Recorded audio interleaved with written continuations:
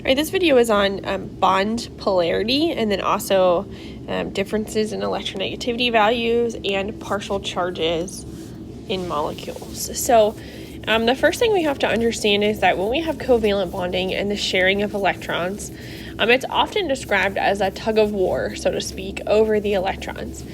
And so we have two situations that can happen. And the first situation is when we have an equal sharing of the electrons in the bond. And if that's the case, if the electrons are shared between the two atoms equally or near equally, that type of bond is called nonpolar. And of course, it's a nonpolar covalent because we're talking about sharing electrons. So a nonpolar bond means that the electrons are shared equally or near equally between the two atoms. And this is based on electronegativity differences, which we have talked about before. And of course, we have this chart. Electronegativity, we know, increases going up. I can't draw, I guess, over the picture. Going up the up a group and then to the right across to the table. And so basically there's two categories of things that you need to know that are going to be nonpolar. And the first one's going to be all diatomics, because, of course, in F2, right, the first fluorine doesn't want the electrons any more than the second fluorine does. So that's a pretty easy one to remember, that any diatomic molecule is going to be a nonpolar covalent bond. And then carbon-hydrogen bonds. So if we look at the chart, we can see that carbon has an electronegativity value of 2.5 and hydrogen has one of 2.1. So while they're not exactly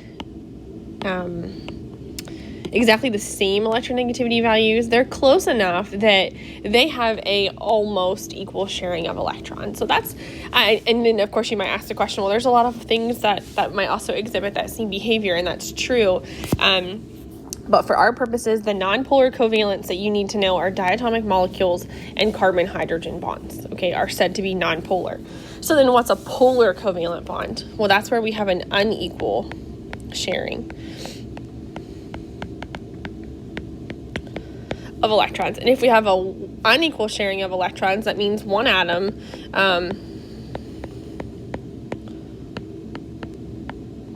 exerts a greater attraction for the electron. And this is based on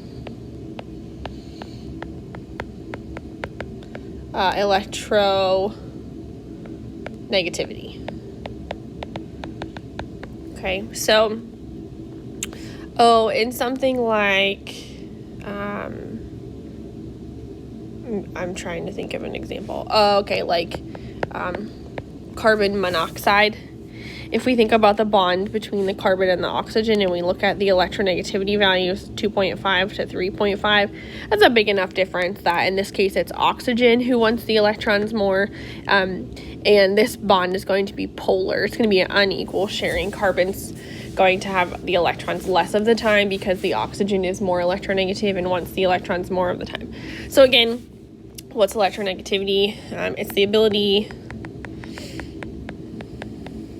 of an atom that's in a molecule, so meaning my goodness gracious, that's in a bond, to attract electrons to itself.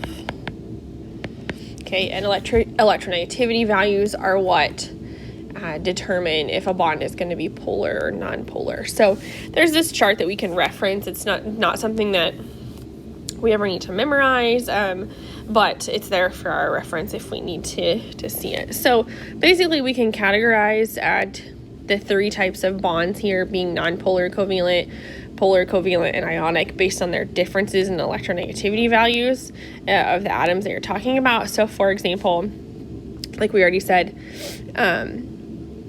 F2 would be a nonpolar covalent because fluorine's value is 4, and the other fluorine's value is 4, which gives you an electronegativity difference of 0, which of course is going to place you in the nonpolar covalent category.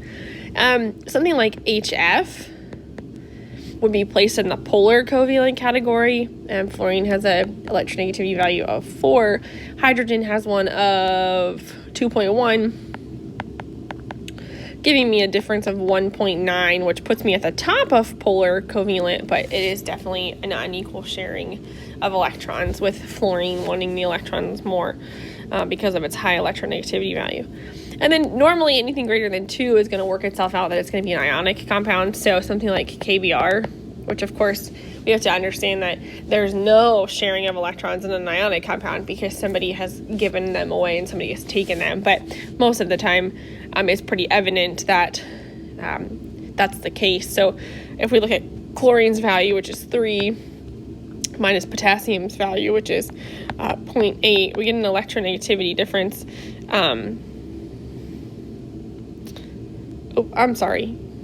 Br's value is 2.8. Oops, I looked at chlorine, which I get an electronegativity value of 2, which is, 2 or greater than 2, I guess. But we know that's ionic because KBr is a metal and a nonmetal. So we can use these differences to predict the type of bonding that's going to occur. But sometimes, like we said, we don't even need that because, like in this one with H2, we know it's going to be nonpolar. It's a diatomic, right? In NaCl, we know that's going to be ionic. We could prove it with an electronegativity difference, but it almost seems silly to do that. Cesium fluoride is the same thing. It's also ionic. And so the other 3 that are left really don't fit the ionic idea. They also don't fit the nonpolar idea, stemming from the nonpolar is going to be your diatomics and your carbon-hydrogen bonds. So for the most part, these are going to be polar. Again, you could prove that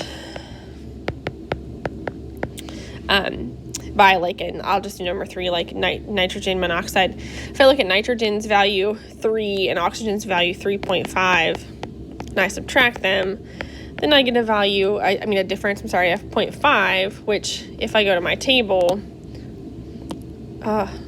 falls into this range, which of course makes it polar covalent. So are these, is it helpful to consult this electronegativity difference? Yes, but most of the time we don't need it to determine if a bond is polar, nonpolar, or ionic. Okay. However, here's the bigger discussion in this section, and that's dealing with something called partial charges. So if we think about HF and the Lewis structure, okay, HF looks like this. And we ask ourselves, is this going to be polar or nonpolar? I hope your answer is polar. Okay, because fluorine is more electronegative.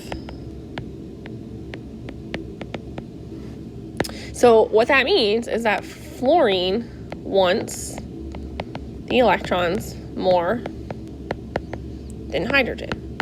And because of that high electronegativity value, what happens is fluorine kind of pulls the electrons toward itself more so than the hydrogen does. So what happens is this molecule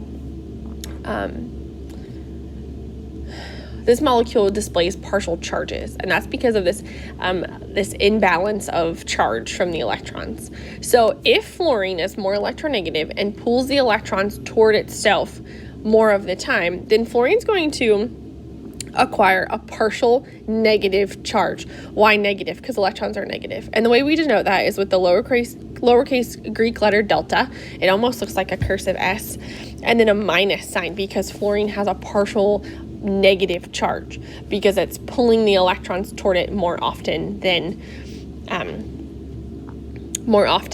the hydrogen. So if fluorine is partially negative because it has the electrons more of the time, then hydrogen is going to be partially positive because it has the electrons less of the time. And so this molecule has what we refer to as partial charges. That's one way to designate them with the lowercase Greek letter. The other way to designate it is to draw an arrow pointing toward the more electronegative one that runs parallel to the bond, and then we cross it which of course looks like that positive. So you don't have to do both. It's like one or the other, whatever your preference is for this charge imbalance. And that brings us to a new word, which is the word dipole. Okay. And this is how do I explain this? A dipole is,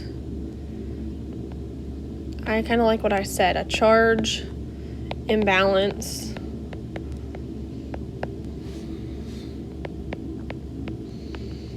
caused by electronegativity differences. So this molecule would not only be said to be polar, but it would also be said that it has a dipole because the fluorine pulls those electrons toward it more than the hydrogen does. So that also brings us to our really interesting discussion of the behavior of molecules with partial charges. So, let's talk about water. Actually, let's not talk about water because there's something we still don't know yet. So I'll go back to HF.